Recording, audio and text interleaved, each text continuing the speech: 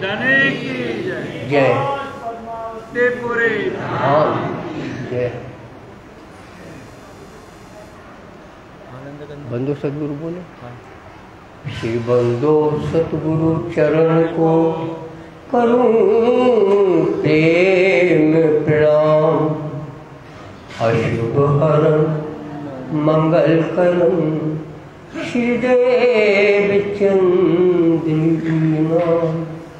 श्री प्राणनाथ निजमूलपति श्री महराज सुनाम।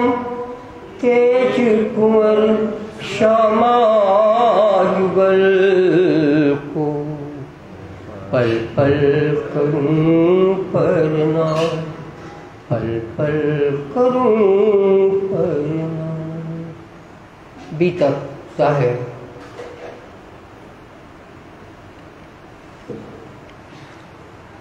बोलो श्री प्राणनाथ प्यारे श्री धाम की धनी।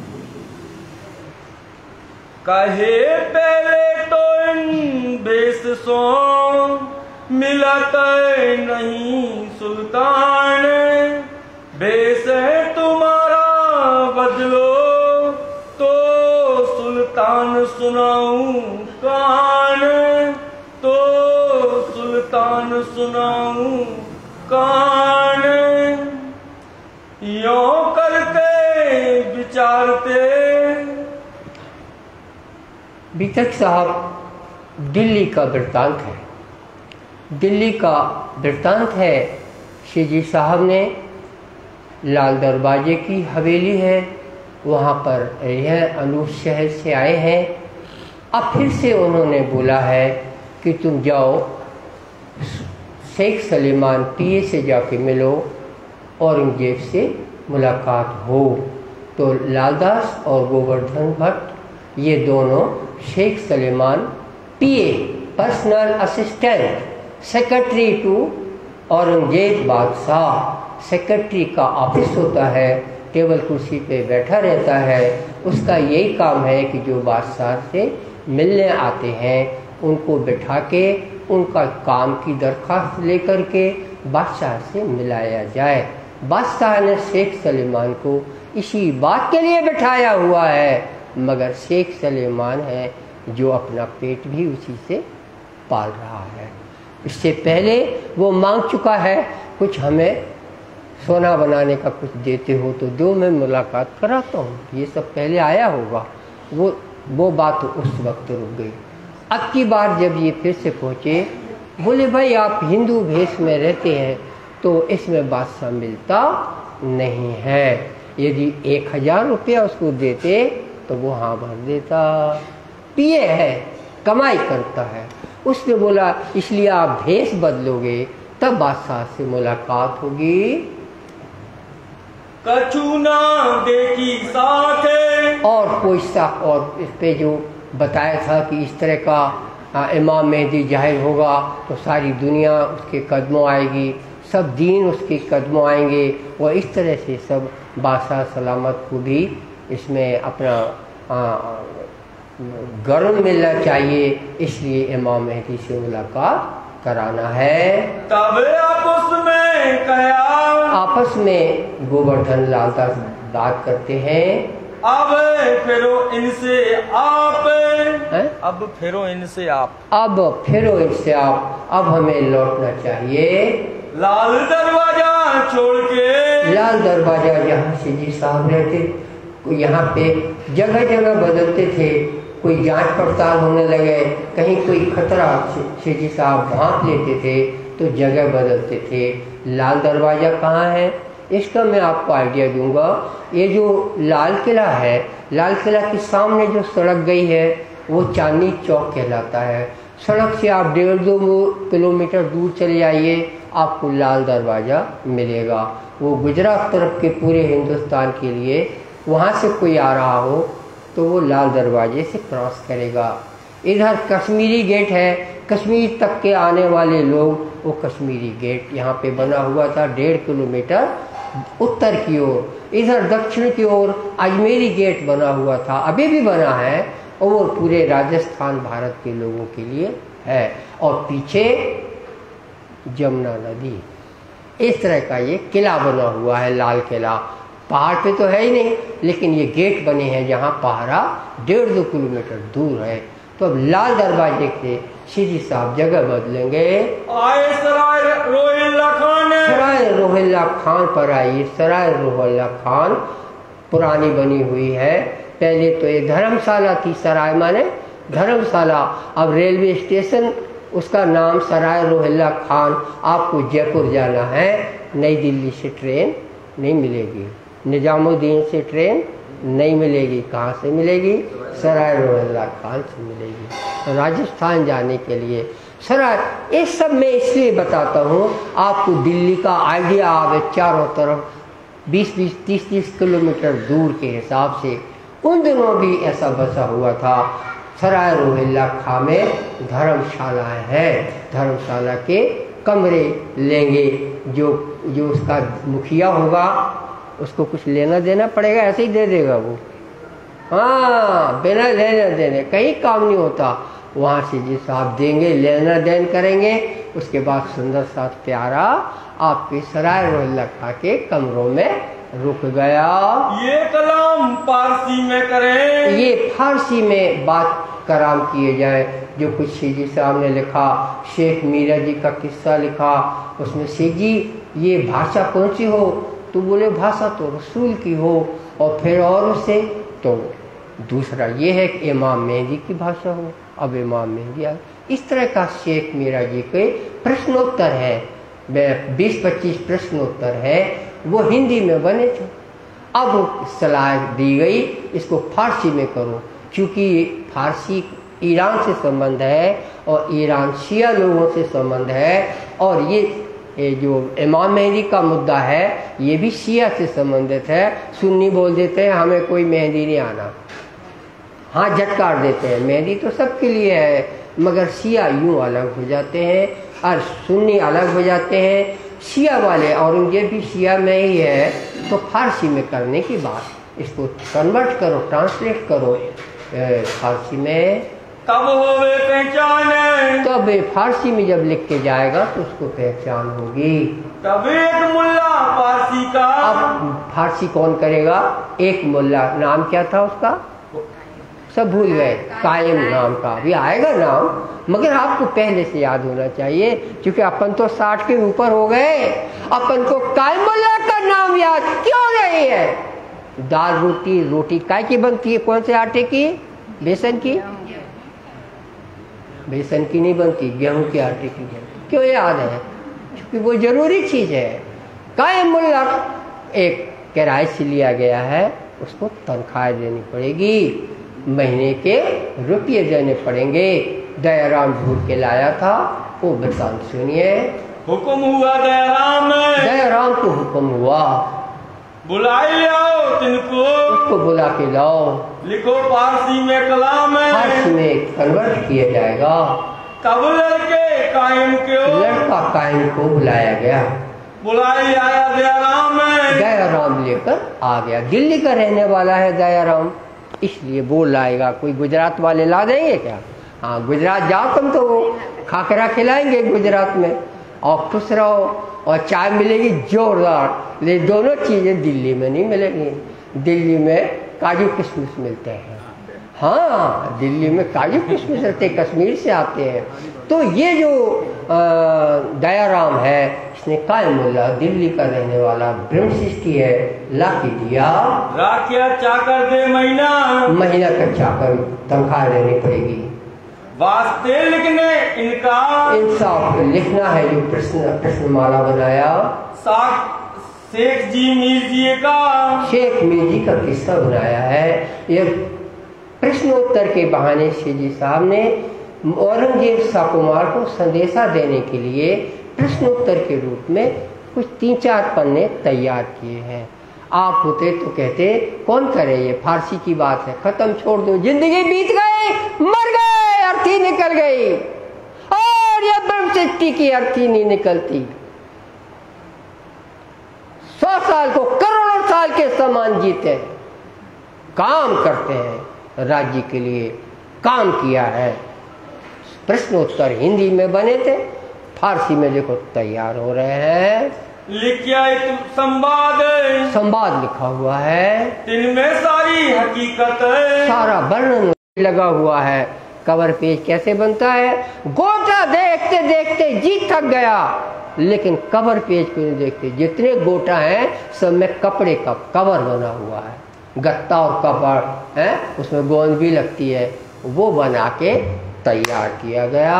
रुक्के किए तैयार, इसको रुक्के कहते हैं। तैयार कापियां तैयार हुई, ठौर ठौर पहुँचाए, और इसको पहुंचाना है, इसको तय हुआ। जो थे सुल्तान के यार, बादशाह से जुड़े हुए जो लोग हैं, ये तरीका है। क्योंकि बादशाह से मिलना संभव नहीं है, तो बादशाह के मिलने चलने वाले जो जिनके साथ वो बैठता है वो कौन होते हैं? दीवान होते हैं, न्यायाधीश होते हैं, काजी होते हैं, मुल्ला होते हैं, दरबारी होते हैं। उनको पकड़ा, दिमाग लड़ाया, कैसे शाकुमार को संदेश दिया जाए। किसने बोला एक शाकुमार को जगाना है? नहीं मालूम, देवचंद जी ने बोला, अय महाराज इंद्रावती, तुमको शकुंतल शाकुमार को इकट्ठा कर। मिलके साथ हवलदारता मैंने शकुंतल शाकुमार, निधाम से आई सखियां जो 40 सहस्त्र बार, 12,000 सखियों की झुंड को जगाना है, तो पहले शकुंतल शाकुमार को जगाओ। इसलिए शकुंतल शाकुमार का काम हो रहा है। बीच में जो आ रहे हैं वो भी आ ही रहे हैं, लेकिन शकुंतल शाकुमार पर केंद्रित काम हो रहा है। अब देखो आगे क्या होता है। पुकार करी घर घर, घर घर जो मित्र थे, रिजवी खान है, शेख निजाम है, शेख इस्लाम है, ये नाम आएंगे। काजी उस्ताद गुरु था उनका, घर में पुकार कर रहे हैं प्यारे मोमिन हैं। परम धाम की महारानियां हैं, दरवाजा खटखटा रहे। वो आ जाएगा क्या? आप की तरह वो आ जाएगा दरवाजा खोलने? क्या उसका सर्वेंट आएगा, वो पैसे लेगा, कौन हो तुम, कहां से आए हो। जब उसको संतुष्ट करोगे तब वो चिट्ठी लेगा। तुमको बोल नहीं ना आता हो ढंग से, खत्म मामला। गरज कितनी बड़ी है परम धाम की सखी को जगाने की। सब देखे मुर्दार है, सब देखा। क्या देखा? धाम की सखियों ने सब क्या है? मुर्दार है। जिंदा आदमी मुर्दा है। कौन है लोग? सब बस्ती में, पूरे ब्रह्मांड में मुर्दे बसते, जिनको होश नहीं है कि हमको परमात्मा ने बनाया और हम परमात्मा के लिए जीना चाहिए। वो किसके लिए जीते हैं? रोटी के लिए जीते। आप क्या उससे अलग? ये दुनिया रोटी के लिए जीती है, ब्रह्म सृष्टि निधाम के लिए जीते हैं। मुर्दार बुला है, रया खुदा के वास्ते, खुदा के वास्ते ये काम हो रहा है। कोई ना हुआ खबरदार, कोई खबरदार ना हुआ। खुदा की पैगाम आया है, खुदा आया है, और उसकी बुद्धि भ्रष्ट है जो इनको इंसान मानता है। ये तो खुदा है, घूम रहे हैं। उस्ताद सुल्तान का जो उस्ताद है शेख निजाम, ये जो शेख निजाम है, शेख निजाम को एक दिन इनके यहाँ फिरे, इसके दरवाजे भी प्यारे मोमिन जाते रहे। नालायक देखा इस्लाम है, देखा कि इस्लाम के लिए ये अयोग्य है, नालायक है। एक सौदागर सूरत का आया, राज्य ने भेजा है। रहे चांदनी चौक में व्यापार करता है सूरत का। महाराष्ट्रियन है, बोलो फिर, गुजराती है। बोलना पड़ेगा भाई, हाँ, नहीं तो तुम गुजराती है सूरत का, तो वो काम आएगा ना थोड़ा। गुजराती लोग हैं तो ये ढूंढना पड़ता है कि अपने आप मिल गया, मूंगफली खाते मिल गया क्या, ढूंढना पड़ता है। सूरत का सौदागर था, वो तो दुकान पे बैठा था। इनने परखा, ये सूरत का है, मेरे काम आएगा। दिन पाया दीदार राज का, तिन पाया दीदार राज का। दीदार राज का। वो भी शिवजी साहब से मिला हुआ था, दर्शन किए हुए थे। मिला था तिनसे, मिला पहले से चल रहा था। तिन नेक कया मेरे पास। अब उसको देखो, राजी बुलवाते हैं तो वो बोल रहा है मेरे पास एक किताब है, मैं आप लोगों को दूंगा। है दज्जाल नामा, दज्जाल नामा उस किताब का नाम है, वो दूंगा तुमको मैं दिखाऊंगा। दज्जाल की सामान, दज्जाल किस तरह से अपनी ताकत रखता है उसमें लिखा है। सो लेने के वास्ते, ये हिंदू है, ये क्या जाने दज्जाल क्या होता है, दज्जाल नामा। इसलिए उसने जितना बोला गुजराती ने, सूरत वाले ने, तो बोले दज्जाल नामा हमको दिखाओ। जब ज्यादा इंटरेस्ट दिखाया तो वो छिप गया, बोले कोई गलती हो गई, मैं इनको दे रहा हूँ, अब देखो क्या होता है। लाल जाए वे एक लालदास गए रहे हैं, भैया आपने किताब बोली थी दज्जाल नामा दे दो। वह नित वायदा करे, रोज वायदा करता है, मैं परसों दे देता हूँ, अभी हाल ही बाहर से आया हूँ, बीवी तक से नहीं मिला हूँ, तो मैं अभी नहीं दे रहा हूँ, और मैं परसों आई है। वादा करे कई प्रकार की बातें करी, वो फिर गया। एक दिन फिर आया, लेकिन मोमनों को पता चल गया कोई दज्जाल नामा किताब है, ये हो गया। अब कहते दिन फिर आते जाते रहे, यहाँ से आए होंगे तो स्कूटर होगा आपकी तरह उनके पास, क्या कैसे आए होंगे लालदास, और भूख लगी हो तो रोटी पहले खाएंगे कि जाएंगे। अरे वो उस टाइम पे जाओ भाई, जिस टाइम पे वो मिले, देखा जाएगा खाना, उसके बाद खाएंगे। ये सब आप स्टोरी नहीं लिखी, ये लिखते तो इतना 3 बार मोटी बनती, 3 वॉल्यूम बनते भागवत के, यदि दुनिया की एक भी घटना लिखी होती, कुछ नहीं लिखा। अगर ये आएगा, एक शब्द आएगा, क्या दज्जाल ने तंग किया, खत्म, नो स्टोरी। स्टोरी वही है जो आपको भी दिखती है, आप उससे हार जाते हैं, और ये प्यारे मोमिन है जो हारते नहीं, इसलिए आप उनका कथा सुन रहे हैं। तब माया, तब वो मुनकर हुआ, मेरे तफसीर रहे हुसैनी। दूसरी बात बोलने लगा, बोले एक तफसीर हुसैनी है, वो दूंगा मैं तुम, वो तो और ज्यादा जरूरी, लेकिन उसके मुख से निकल रही है। क्यों वर्णन किया लालदास जी ने, उनका राज्य ये व्यवस्था करता है, तो अब तफसीर वो होगा मुसलमान जो व्यापारी है सूरत का। तो गुजराती में बात हो रही है, तफसीर हुसैनी की बात करने लगा वो, मेरे पास तफसीर हुसैनी है, वो दूंगा मैं, जो बड़ी बहुत ऊंचे दर्जे की किताब है। तब पूछा लालदास ने पूछा, उनमें क्या खबर है, उसमें क्या बात आई, उसका विषय क्या है। कुरान का अर्थ फारसी में लिखा हुआ है जाहिर सब ऊपर वो किताब मानी जाती है। ये बात लाल ने पाई, लाल ने जब ये बात पाई तो किसको बताएंगे, लाल भाई को, किसको बताएंगे, शिवजी साहब को बताएंगे। कैसे बताएंगे, जैसे दुल्हन मिली हो ऐसे बताएंगे। बड़ी खुशखबरी एक मालूम पड़ी हुजूर, तफसीर हुसैनी एक किताब है, कुरान फारसी में अर्थ लिखा हुआ है। शिवजी साहब कहते वाह, उसको लेकर आना है। आगे करी श्रीराज के आगे बोला, हुक्म हुआ लाल को ऑर्डर हुआ शिवजी का, ले आओ तुम आज, ये आज ही लेके आओ, ये तो बड़े काम की चीज है। लाल वे उनके घर से जाते हैं, भाई दिन 4 दिन जो आना जाना हो रहा है। फिर लाले आए के या को झूठे लगत विचार झूठा लगता, जी को बताया कि वो दे तो नहीं रहा है। उस वक्त में हाजिर बैठा था दयाराम भाई, उस वक्त बैठा, किसने बैठाया दयाराम को, राजी ने। उसने सुना कि हमारा गुरु और ये लालदास जी परेशान हो रहे हैं।